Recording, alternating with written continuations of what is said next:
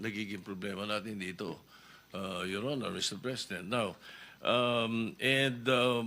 all of this, ang pagkakaalam nga namin, ang may-ari nito ay sila Mrs. Diskaya. Ano?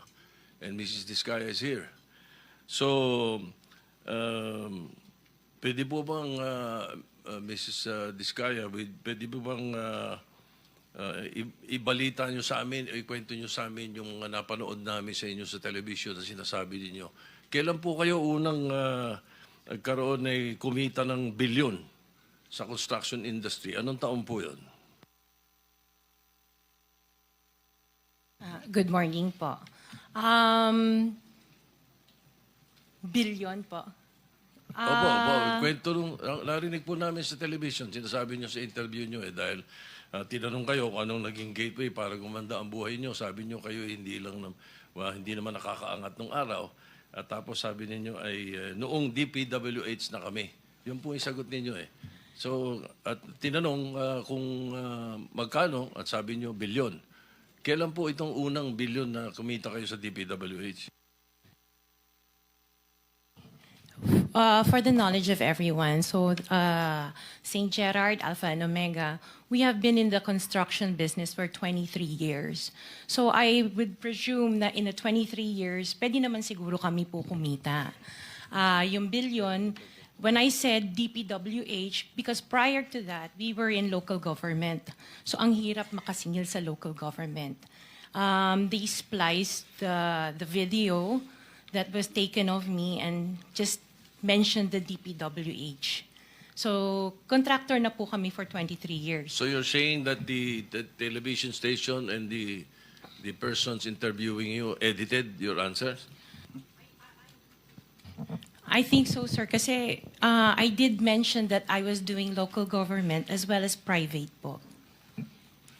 Yeah, if I may, with Yes, the permission of with the permission of the Minority chairman, Senator President Pro Tem. Ma'am Sara, ano ba naging trabaho niyo bago kayo pumasok sa mga kontrata sa gobyerno?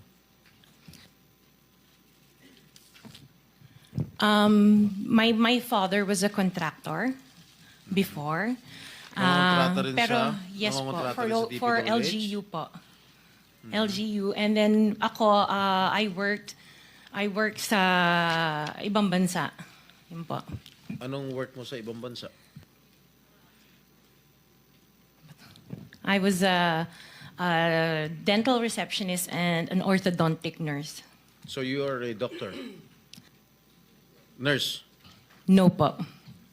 Yung asawa mo, ano trabaho?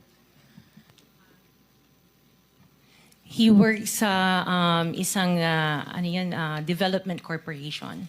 And him and his brother were parang private contractors sa subdivision namin. Paano kayo, how were you enticed to join the mga kontrata sa DPWH? Who influenced you? Wala naman po. Nakita namin on PhilJeps na may mga projects na pwede palang mag-join. So we joined the bidding na we know that we were qualified for. All right, Mr. Chair, I would like to reserve all my questions if my turn comes already. Thank you, Mr. Chairman, to continue. Senator, Mr. Chairman. Mr. Chairman, Okay, with the permission of Senator Minority Leader. Soto, the Minority Leader. Ma'am, very clear man yun sa video na sinabi mo. Kung kailan kayo kumita ng malaki, sabi mo, noong nag-DPWH na kami. Ngayon, gusto mong i-attribute yung wealth ninyo going back noon pa sa tatay mo, noong nagsimula kayo ganon. Pero very clear, the video won't lie. Sinabi mo, noong nag-DPWH na kami. Yes po. So, kailan ba kayo nag-DPWH? Parang sometime in 2012, nag-start kami with DPWH. Can you be definite with your answer? Parang 2012? Oh, please, because you're under oath, please. Yes po. Make sure of your answers. Sometime in 2012, we started with DPWH.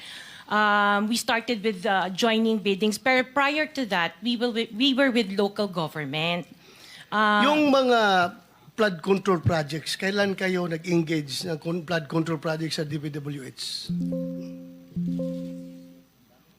Siguro mga 2016 onwards. Please make sure of your answer. Yes po, 2016 onwards po. 2016 onwards? Yes po. 2016 onwards. May follow-up Yeah, yes, ka sir. ba? Yeah, Okay. Go ahead, sir. Go ahead. All right. Kasi based on your... Una sa lahat, ano, would like to clear the reason that we're asking you this, you know, and centering on you at the start. Ganon din ang gagawin naming takbo doon sa ibang mga kontratista rito na naibitin natin na nasa top 15 ng presidente. Nasa top 15 ng presidente, may mga flood control projects, mayroong guni-guni, mayroong ghost, mayroong nagawa, may nagawang palpak, okay, may nagawang tama. Ngayon, tapos marinig namin yung kwento sa television na tungkol doon sa sinasabi nyo na napakarami ninyong kinita at ika nga sa DPWH to 2016 kayo nag-umpisa sa DPWH. Pero yung mga pinakitang mga sasakyan ninyo ay 2022, 2025, 2024.